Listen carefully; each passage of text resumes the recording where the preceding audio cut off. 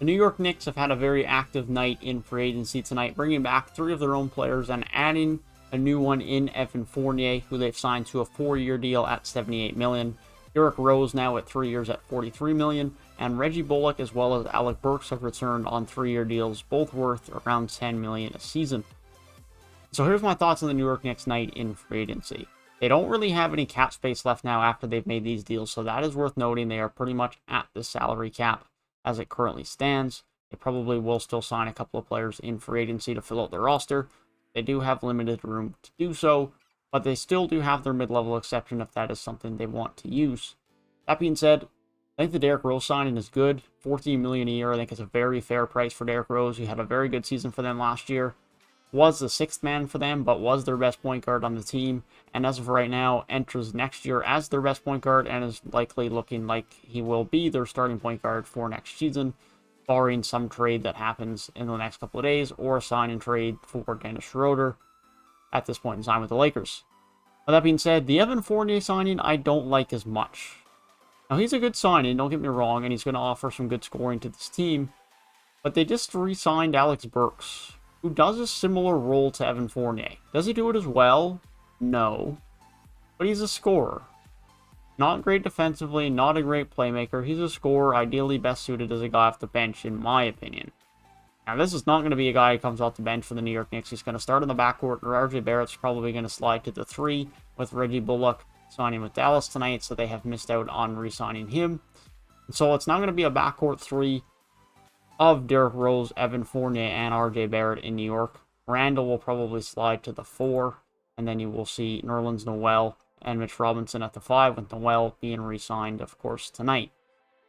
And so this is the thing for the Knicks now. They've locked up guys on 3- and 4-year deals. They haven't made any short deals. They've locked guys up 3 or 4 years down the road. And that's going to remove a lot of their cap flexibility moving forward now, because RJ Barrett's going to get signed to a new deal, and he's going to get locked up for a long time. And pretty much right away after that, assuming they keep Julius Randle, they're going to be over the salary cap for the next couple of years. They just will be, regardless of what else they do, unless they make some trades. And so they don't really have that cap flexibility anymore, which they would have probably liked to be able to do. Or at least I was hoping they would have been able to do, because then they would have that flexibility to make those types of signings for a top-end player.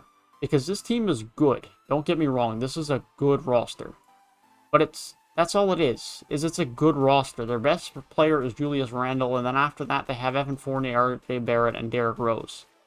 Which is fine, and it's a good team, but it's nothing more than a good team. It's nothing more than an average playoff team to a sub-average playoff team in the Eastern Conference. And that's kind of the peak of this team now, unless they make a trade moving forward involving RJ Barrett or involving Julius Randle and some picks. That's the only way they're really going to raise the ceiling of this group, unless RJ Barrett turns into some bona fide star in the next couple of years, or Emmanuel quickly turns into some bona fide star, which just doesn't seem that likely. And so, as much as the Knicks still have a future, their future is very much limited now because that cap flexibility is gone, and it's limited to them via trade. They do have some trade options still where they could try and trade for a star. They don't have that cap flexibility anymore, and if they don't find that trade, then they're going to be stuck in the middle of mediocrity for the next few seasons, just like they were when Carmelo was in New York and they were back in the playoffs. They were fine then. They were never really contenders, and that's kind of where they're at now. They're going to be in that 6, 7, 8 seed range. Maybe they can get up to 5 again. That's pretty much as good as I see them doing, as currently constructed. If they make a trade, we'll talk again. But that's how I currently feel about the New York Knicks and their signings tonight. Let me know down in the comment section what you guys feel about the New York Knicks free agency so far this summer. If you did enjoy the video, feel free to leave a like down below and subscribe to the channel if you are new. And hit that box on the right hand side of the screen if you are interested in hearing more of my thoughts on the free agency signings tonight. And I'll be continuing to release over 10 more videos tonight after this one about my thoughts on all the other deals tonight. With that being said, I hope you guys have a great rest of your night, and I will see you guys in the next one.